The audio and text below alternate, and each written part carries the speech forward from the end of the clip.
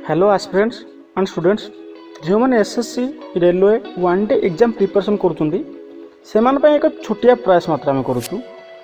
भूल थे क्षमा करेंगे, ठीक थे सपोर्ट करेंगे। विटामिन टॉपिक रू आसुवा सब क्वेश्चन को एनालिसिस करूँ। छोटिया कविताटी करूँ। कविता विटामिन डी रु स्टार्ट करूँ। आज प्रथम कविता अपलोड हो विटामिन डी रु स्टार्ट हो।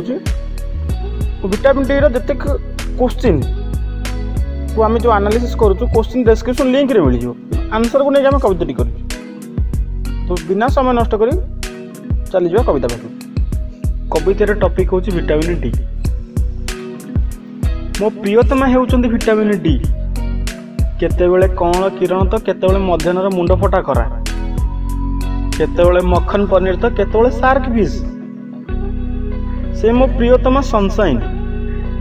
से नथिले हुए मोर पेन हार्ट रे तो केतेबेले जॉइंट रे।